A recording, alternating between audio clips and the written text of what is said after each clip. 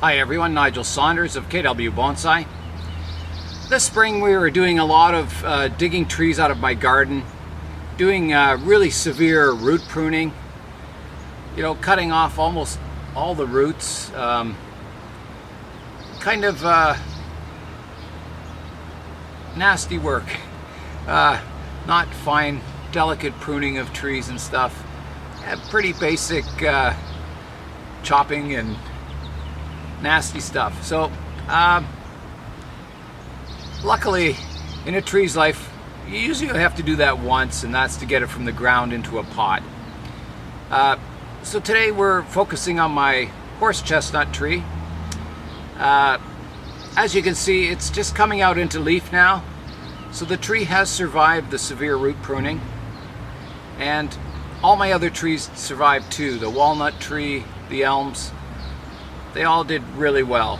So today I'll show you the development of the buds on the horse chestnut tree, and we're going to look at some full-size horse chestnut trees and look at the structure of them, see what they look like in a full-size tree, and try and copy that style in our miniature tree. So let's go in now and I'll show you a close-up of the buds forming on the tree, and I'll talk a little bit more about what we're going to do with it this year. So here's the leaves developing on the horse chestnut. You can see we've got several sprouts down at the base here. We've got a couple over here, a couple of sprouts. Our main two of our main leaders sprouted out. The back one hasn't. These buds, I think they dried up over winter, because when I noticed when I put it in the pot, they didn't look so full of energy. They looked pretty dry. So I was hoping to get that as a another trunk line coming up here, but it looks like it's died off. However, as the roots gain energy, we may get some budding in here eventually, and we can still keep our sort of triple upright trunk style to the tree. So one of the hardest things in bonsai is not doing anything, is letting your tree grow. And for this year, the primary thing I want to do with this tree is grow roots. So, typically you would probably prune off these buds down by the base and develop, what you want to eventually keep on the tree. But this year I'm just going to let it grow. I'm not going to touch the tree at all. If buds come out all over the trunk, we'll just let them grow. The idea is to get as many leaves as possible, get energy into the tree, and grow roots. And that's all I'm concerned about this year. The styling, it doesn't matter what it does. We'll fix that at another time. Yeah. And I'll show you the elms, and I'll show you the black walnut, what stage they're at right now. So here's our group of 3 elms that we dug up from the garden. Again, they were really severely root pruned, and all of the trees survived and look like they're doing really well. The leaves look really nice when they first come out. They're tiny like this, and it looks really, really awesome.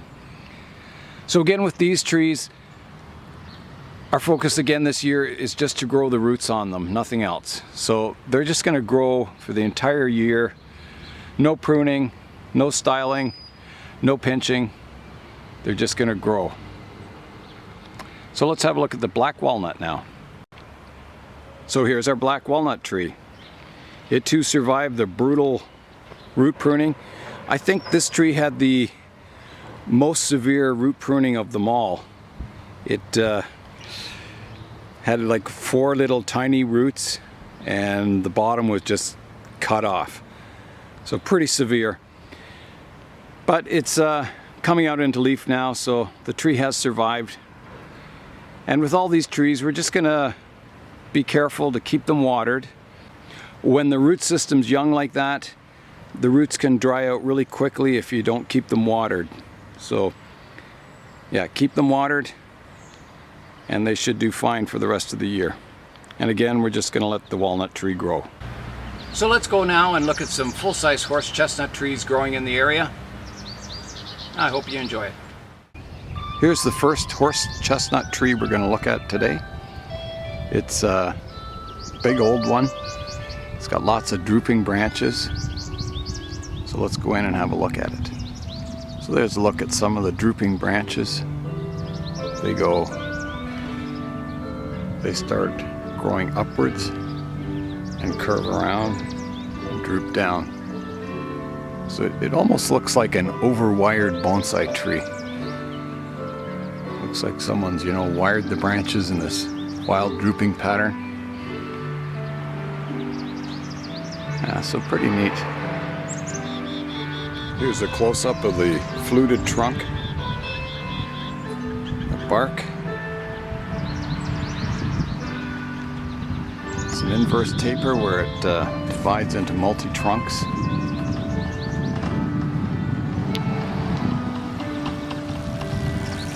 Up to the branches. Here's a large wound that's healing on the branch. One of the big drooping branches. Here's another shot of one of the drooping branches. Hangs down quite low. Just starting to get its flowers.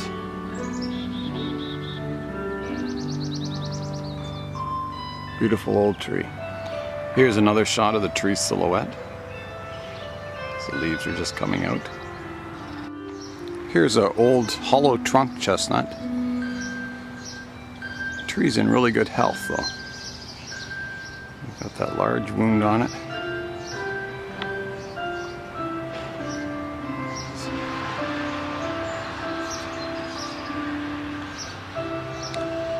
Here's another old chestnut tree. Let's go in and have a look at this one. Again, it's got the nice arching branches.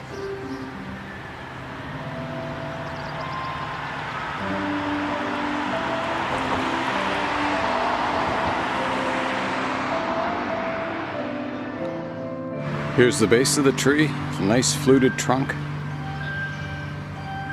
Nice mature bark. It's got some wound sections on it.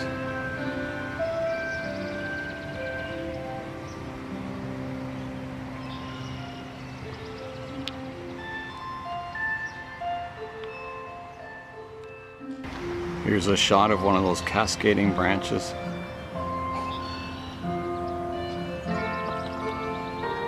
Lots of ramification.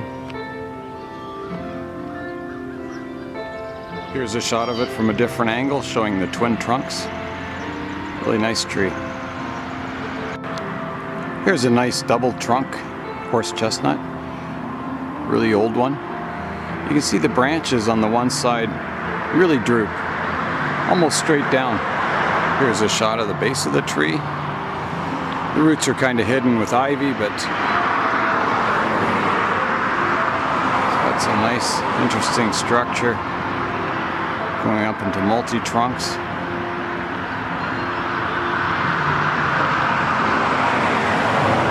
There's those droopy branches.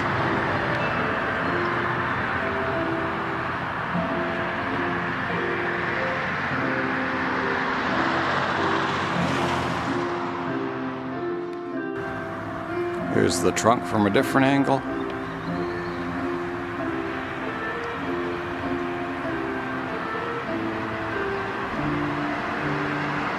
Branches. Here's a tall chestnut tree with a really interesting trunk. You can see it's got all the scars from branches that have been removed long ago. They're all rolling over. As we go up, you can see those characteristic drooping branches.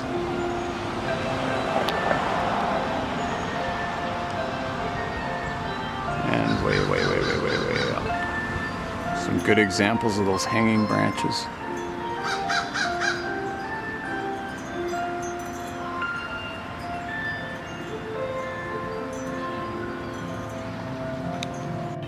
Here's the last horse chestnut tree we'll be looking at today. It's a multi-trunk one. Got 3 main trunks, some droopy branches. Let's go have a look at it. Here's a shot of the base of the tree. We'll pan up. The old bark. There's a home for squirrels there, a little hollow section. And there's some of our drooping branches.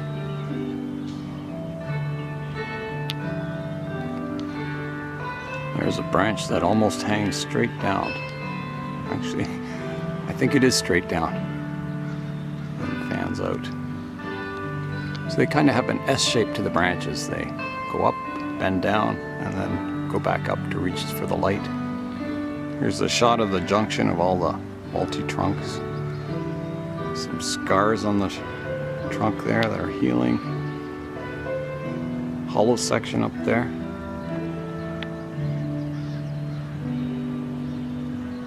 Some wounds that are healing.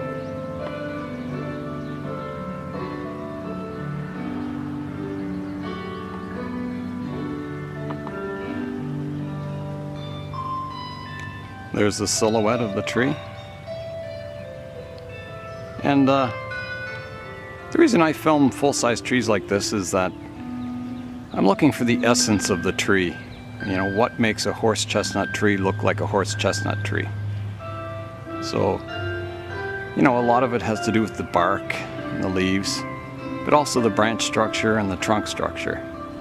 So these are good reference shots when you're styling your trees. You can refer to them and say, yeah, that branch is in a good position. That one needs to be bent or wired. And it gives you, you know, an overall picture of, you know, what you can try and make your bonsai to look like, or try and get the characteristics of a full-size tree in your miniature tree. So that's it for today. Nigel Saunders for KW Bonsai. We'll see you next time.